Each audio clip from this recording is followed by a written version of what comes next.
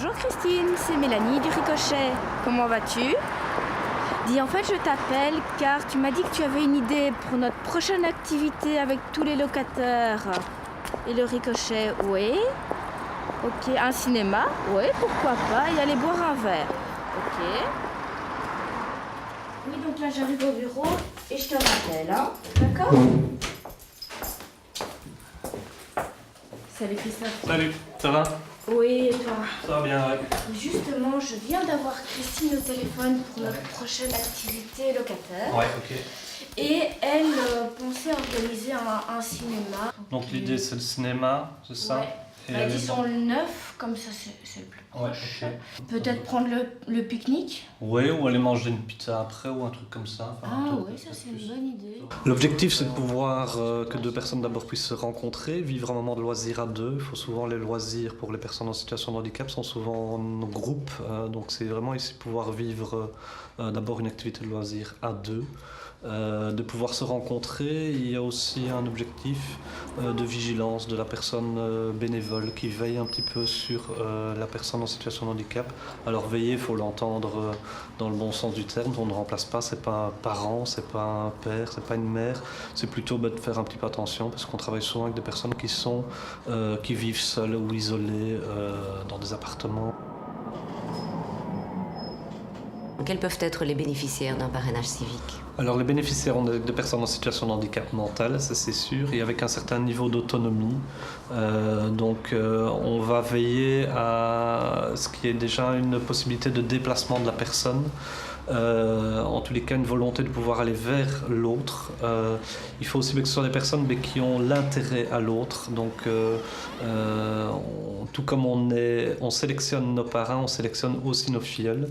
Certaines personnes ont certaines fois un peu du mal à prêter de l'attention aux autres. Donc, c'est quelque chose qu'on essaye de détecter aussi auprès des personnes en situation de handicap. On a, nous, une liste d'attente de personnes en situation de handicap. La difficulté, bien sûr, de toujours trouver des parrains. Et en fonction de ça, le bureau va se charger d'essayer de trouver les deux personnes qui cliquent le mieux ensemble, qui vont le mieux ensemble. Donc c'est pour ça que c'est important qu'on connaisse bien les parrains, mais qu'on connaisse bien aussi les filleuls qui sont en attente d'un parrainage, pour connaître un peu leurs attentes, leurs envies, ce qu'ils font un peu dans la vie, ce qu'ils font comme loisirs, et d'essayer de trouver des loisirs communs. Comment ça se passe? Tu trouves que c'est une bonne idée? Oui, c'est très bien, oui. C'est la première fois? Non, c'est déjà la seconde parce que le premier, je ne savais le voir que 2 fois par an, donc c'était pas suffisant par rapport au principe du ricochet, qui consiste à se voir 1 fois par mois au moins, pour des activités entre le parrain et le filleul. Oui, allô? Il y a plein d'activités, il y a le travail, il y a les sorties, il y a la famille, il y a le sport, je pense que voilà, devenir parrain, c'est quelque chose de différent, qui crée une relation, faire quelque chose qui sort un peu de l'ordinaire. Donc je pense que c'est avant tout ça, oui, vivre une expérience humaine, différente, avec d'autres personnes ici, en l'occurrence avec Laurent. En forme, ouais? Oui. On va faire ça? Oui. On va courir? On court combien de temps alors? Je ne sais pas encore. Quelle distance? Tu sais pas encore? Je ne sais pas. Jusqu'à ce qu'on n'en puisse plus? Tout le monde peut devenir parrain, il n'y a pas besoin d'avoir de formation sociale ou psychologique ou des choses comme ça. On a des personnes qui ont toute orientation professionnelle. C'est simplement une attention, prêter une attention aux autres et l'envie de découvrir d'autres dans cette relation.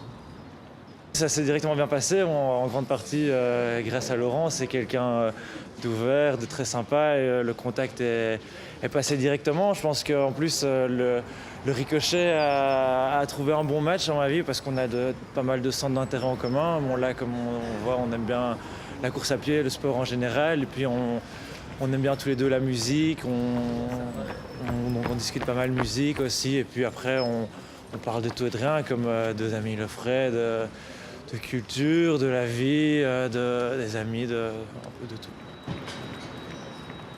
On va rencontrer beaucoup les parrains, les futurs parrains avant de les voir.